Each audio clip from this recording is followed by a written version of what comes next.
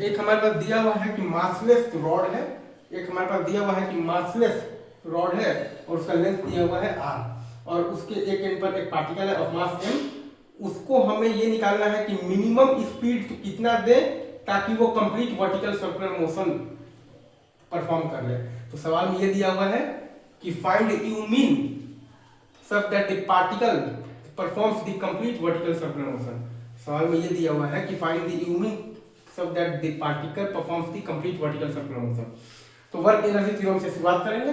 तो minus m g into two r बराबर आ जाएगा minus half into m into u min का square. Minus m g into two r और वो आपके पास बराबर आ जाएगा minus half into m into u min का स्क्वायर।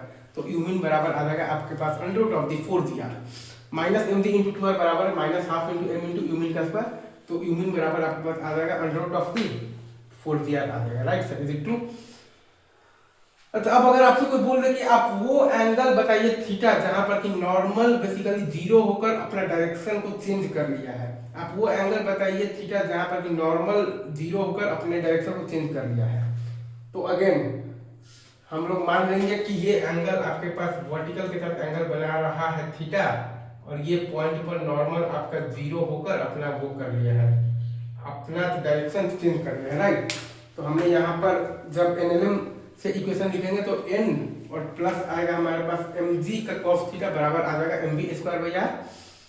तो n बराबर 0 जब करेंगे तो v बराबर हमारे पास आ जाएगा under root of the rg into cos theta. n plus mg cos theta is equal to mv square by r। तो जब n बराबर 0 करेंगे तो v बराबर हमारे पास आ जाएगा under root of the rg into cos theta. n plus mg cos theta is equal to mv मतलब कि square by r। n plus mg cos theta is equal to mv square by r। n plus mg cos theta is equal to mv square by r। तो n बराबर 0 करेंगे तो v equal to under root of the rg into cos theta. n बराबर 0 करेंगे तो v equal to under root of the rg into cos theta. और फिर हम लोग लगा देंगे वर्क एनर्जी थ्योरम।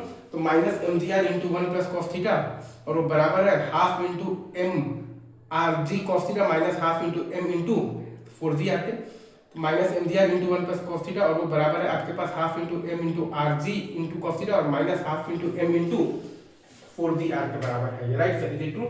ये हम लोग यहाँ पर लगाए हैं आपके पास वर्क एनर्जी थ्योरम लगाए हैं। तो minus mgr into 1 plus cos theta बराबर है half into m into rg into cos theta और minus half into m into 4gr। Right, तो यहाँ से आपके पास बेसिकली cos थीटा बराबर आ जा रहा है 2/3।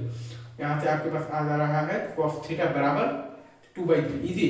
तो ये वो थीटा है जिस थीटा पर कि नॉर्मल रिएक्शन जीरो होकर अपना डायरेक्शन चेंज करेगा।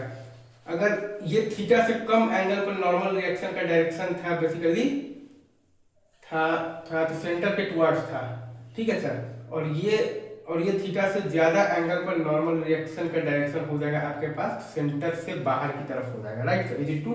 तो ये वो थीटा है जिस थीटा पर कि नॉर्मल रिएक्शन जीरो होकर अपना डायरेक्शन को चेंज करेगा। इजी, आगे बढ़ेगा। चलिए सर, ठीक है सर।